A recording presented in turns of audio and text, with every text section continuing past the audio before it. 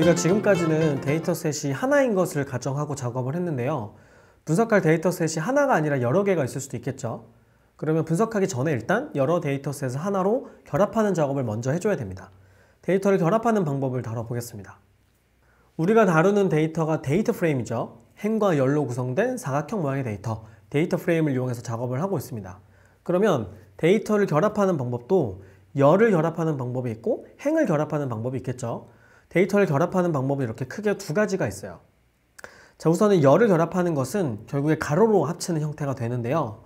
자, 이런 경우에요. 여기 보면 데이터셋이 두 개가 있는데 똑같은 학생들이 한 번은 중간고사를 보고 나중에 기말고사를 본 거예요. 여기 보면 아이디가 1, 2, 3번이죠. 여기도 아이디가 1, 2, 3번인데 한 번은 미드텀, 중간고사를 본 거고 나중에 파이널, 기말고사를 본 겁니다. 그러면 이 두 데이터셋을 결합한다 그러면 이 오른쪽에 있는 데이터를 왼쪽으로 붙여서 가로로 결합하는 형태가 되겠죠. 결과물은 이렇게 만들어지게 되는 거고요. 결국에 원자료에다가 컬럼, 열을 추가해주는 형태가 되는 겁니다. 이런 방식이 있고 두 번째는 이런 경우예요. 여기 보시면 여기도 데이터셋이 있는데 두 개가 뭐가 다르냐면 여기에 있는 학생들은 아이디가 1, 2, 3번이고 여기에 있는 학생들은 4, 5, 6번이죠. 서로 다른 학생들인 거예요. 그러니까 이런 경우로 생각할 수 있어요. 똑같은 시험인데 분반을 한 거죠. 그래서 한쪽 반에서 1, 2, 3번 학생들만 시험을 보고 다른 반에서 4, 5, 6번 학생만 시험을 본 겁니다. 그러면 서로 다른 학생이지만 시험 과목은 똑같죠. 둘 다 테스트라고 되어 있습니다. 이런 경우에 두 데이터셋을 결합한다고 하면 이 오른쪽에 있는 데이터를 떼다가 밑에서 위로 세로로 행을 결합하는 형태가 되겠죠. 그럼 결과물은 이런 모양이 될 테고요. 데이터를 결합하는 방법은 이렇게 크게 두 가지가 있어요. 가로로 결합하는 방법, 세로로 결합하는 방법. 먼저 가로로 결합하는 방법을 다뤄보겠습니다. 자, 먼저 샘플로 데이터 프레임을 두 개 만들어 주세요. 하나는 중간고사 데이터고 하나는 기말고사 데이터입니다. 여기 보시면 아이디가 똑같아요. 위에 있는 데이터도 아이디가 1, 2, 3, 4, 5번이고요. 밑에 있는 데이터도 아이디가 1, 2, 3, 4, 5번이에요. 그런데 위에 있는 데이터는 변수가 미드텀이고 밑에는 파이널이죠. 이렇게 두 가지 데이터 프레임을 만들어서 출력해 보세요. 자, 그럼 이렇게 두 가지 데이터 프레임이 있는 거죠. 이 두 데이터 프레임을 결합하고 싶은 겁니다. 그러면 어떻게 결합하면 될까요? 위에 있는 데이터도 아이디가 1, 2, 3, 4, 5고 밑에 있는 데이터도 아이디가 1, 2, 3, 4, 5니까 이 아이디를 기준으로 해서 밑에 있는 데이터를 이렇게 왼쪽으로 붙여주게 되겠죠. 이렇게 데이터를 왼쪽으로 결합을 할 때 dplyr 패키지에 있는 left join이라는 함수를 사용하게 됩니다. 자, 한번 사용해 보죠. 자, left join 이렇게 함수 이름을 쓴 다음에 기준이 되는 데이터 프레임 이름을 써주고요. 두 번째로 붙여줄 데이터 프레임 이름을 써주는 겁니다. 그리고 어떤 변수의 값을 기준으로 붙여줄 건지를 by라는 파라미터에 지정해 주는 거예요.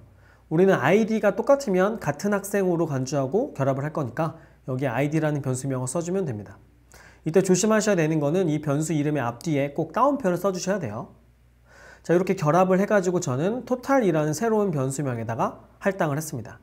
출력을 해보면 이렇게 두 데이터 프레임 결합해서 하나가 되었죠.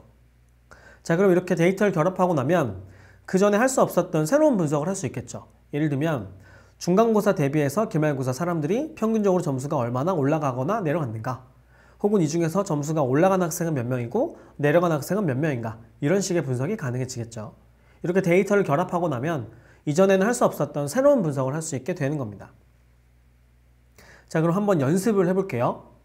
우리가 앞에서 dplyr 패키지 함수들을 익힐 때 썼던 요 CSV 데이터 있죠? csv_exam.csv 파일을 새로 불러오셔서 이렇게 출력을 해보세요. 이 데이터에는 보면은 학생들의 개인 정보는 있지만 학생의 담임 선생님이 누구인지 이런 정보가 들어있진 않죠. 자, 그런데 우리가 이렇게 담임 선생님 명단 데이터를 입수한 거예요. 그러면 이 데이터를 이용해서 학생들 데이터에다가 결합해 줄 수 있겠죠?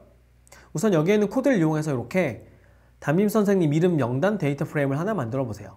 그러니까 이렇게 클래스가 1인 반에는 선생님 이름이 김이고 또 2반에서는 이씨고 3반에서는 박씨고 이렇게 반별 선생님 명단 데이터를 만들게 되는 겁니다. 자, 그럼 이렇게 만든 데이터를 이용해서 이그잼 데이터에 결합을 해줄 수 있겠죠? 한번 해보겠습니다.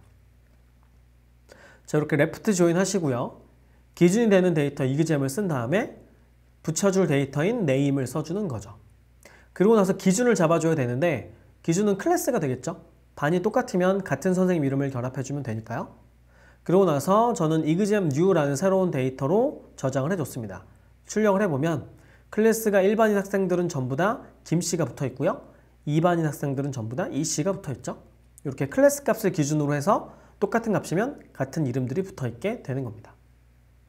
자, 이번에는 세로로 데이터를 결합하는 방법을 알아볼게요. 여기서도 샘플로 데이터 프레임을 2개 만들어 주시는데 아까랑은 좀 다릅니다. 똑같은 시험인데 서로 다른 학생들이 분반해서 시험을 치른 거예요. 첫 번째 데이터 프레임을 보면 아이디가 1번부터 5번으로 되어 있고요. 두 번째 데이터 프레임을 보면 아이디가 6번부터 10번으로 되어 있죠. 서로 다른 학생들인 겁니다. 그런데 시험 과목은 똑같아요. 위에도 테스트, 밑에도 테스트. 자, 이렇게 2개의 데이터 프레임을 만들어서 출력해 보세요. 자, 그럼 이 2 데이터 프레임을 결합하고 싶은 거예요.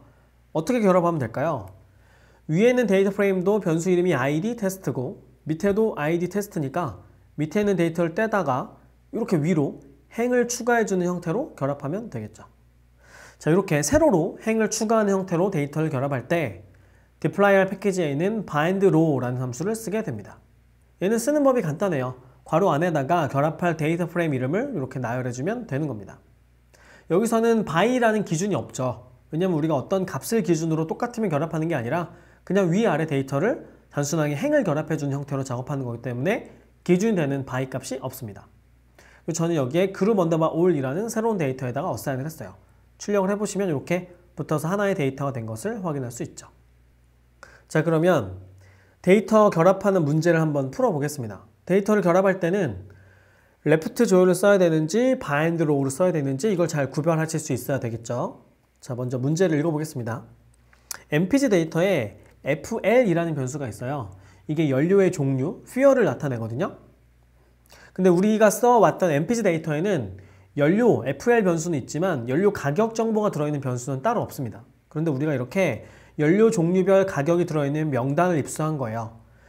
그러면 이 데이터를 이용해서 우리가 가지고 있는 mpg 데이터에다가 각 자동차의 연료의 가격이 얼마인지를 붙여줄 수 있게 되겠죠?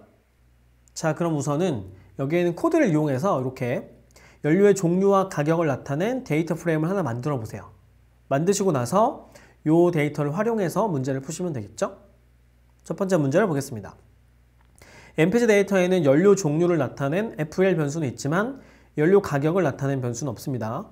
위에서 만든 fuel 데이터를 이용해서 mpg 데이터에 price FL 변수를 추가하세요.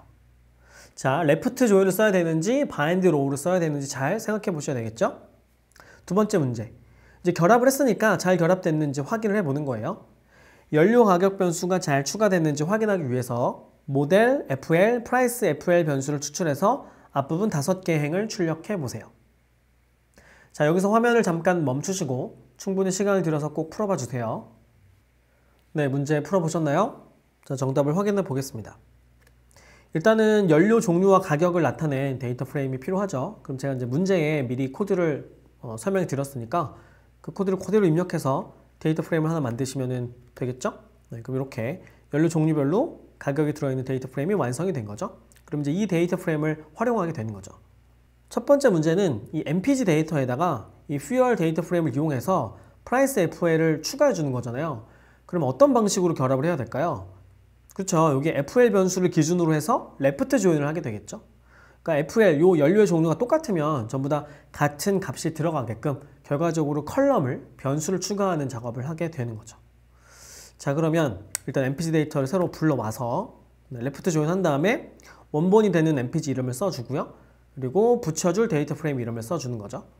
그리고 by에다가 기준이 되는 변수 fl 입력해주게 되는 거죠. 그리고 다시 어사인을 해야겠죠. 두 번째 문제는 이제 변수가 잘 결합됐는지 확인을 해보는 거죠. 근데 그냥 출력하면 변수가 너무 많이 화면에 출력돼서 알아보기가 어려우니까 이 중에서 변수 몇 개만 선별해서 확인해 보는 거죠. 그럼 변수 몇 개만 추출하는 작업을 해야 되니까 셀렉트 이용하면 되겠죠. 네, 셀렉트해서 이렇게 세 가지 변수 이름을 나열해주면 되고요. 그 다음에 앞부분에 5개 행만 출력하면 되니까 헤드를 사용해주면 되겠죠. 네, 그럼 이렇게 연료 종류에 따라서 가격이 잘 붙어 있구나 라는 것을 알 수 있게 되는 겁니다.